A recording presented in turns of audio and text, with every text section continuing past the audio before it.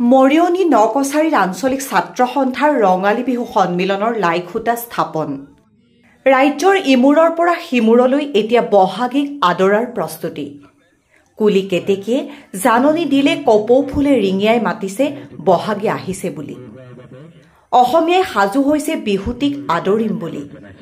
নকছাৰী আঞ্চলিক ছাত্ৰ সন্থাই বিহু সন্মিলনৰ প্ৰস্তুতি আৰম্ভ কৰি আজি লাইখুটা স্থাপন কৰে তিৰুৱাল বাগিচা প্ৰাথমিক বিদ্যালয়ৰ খেলপথাৰত।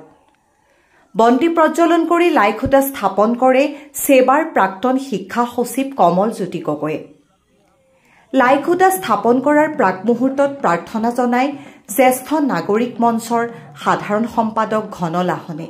উক্ত অনুষ্ঠানত উপস্থিত থাকে ছাত্ৰ সন্থাৰ সভাপতি মাধুৰ্য গগৈ, সম্পাদক ঋতুৰাজ গগৈ, অৱসৰপ্ৰাপ্ত শিক্ষক জগত মোহন গগৈ, জ্যেষ্ঠ সাংবাদিক চক্ৰসেন গগৈ, কবি প্ৰণৱ গগৈ আৰু কেইবাজনো বিশিষ্ট অতিথি। অহা 24 এপ্ৰিল তাৰিখে ছাত্ৰ সন্থাৰ উদ্যোগত অনুষ্ঠিত হ'বলগীয়া এই ৰঙালী বিহু সন্মিলনত সকলোৰে উপস্থিতি আৰু দিহা পৰামৰ্শ কামনা কৰিছে ছাত্ৰ সন্থাই। এই স্থানতেই নকছাৰী উত্তৰণ কলাকৃষ্টি কেন্দ্ৰৰ উদ্যোগত বিহু কৰ্মশালা অনুষ্ঠিত কৰিছে।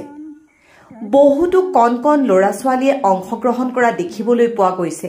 ঢোল বাদন, বিহু নাচ, পেঁপা আদিৰ ওপৰত এই কৰ্মশালা অনুষ্ঠিত কৰিছে। মৰিয়নিৰ পৰা সূৰ্য দাসৰ ৰিপৰ্ট, এনি এক্সপ্ৰেছ। ছাত্ৰ সন্থাই জাতীয় সংস্কৃতি সক্ৰিয় ৰূপত ৰাখিবৰ কাৰণে এয়া নকছাৰীৰ তিৰুৱাল গাঁৱৰ আমাৰ ফিল্ডত, সতিয়ানাগুৰি ফিল্ড বুলি কোৱা হয়, এই পথাৰত আজি লাইখুটা স্থাপন কৰিছে। ৰঙালী বিহু, মুকলি বিহু আয়োজন কৰিবৰ নিমিত্তে এইটো এটা বৰ ভাল কথা হৈছে।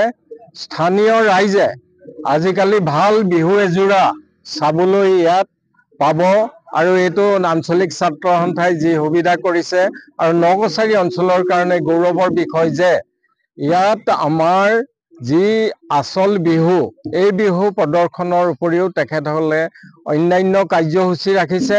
সেই কাৰ্যসূচীবোৰ সফল হওক আৰু বিহুসমূহ যাতে উন্নত মানদণ্ডৰ আহে, এনেই নকছাৰী অঞ্চলৰ বিহুৰ এটা সুনাম আছে।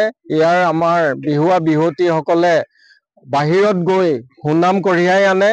মই ভাবিছোঁ এই বিহু উদযাপনে কেন্দ্ৰীয় বিহুৰ মৰ্যাদা পাব নকছাৰী অঞ্চলৰ, আৰু এই অঞ্চলটো যথেষ্ট মধ্যবিন্দুত পৰে। নকছাৰীৰ ৰাইজৰ সকলো সহায় সহযোগিতা আমাৰ এই আঞ্চলিক ছাত্ৰ সন্থাৰ সদস্যসকলক সহযোগিতা কৰক।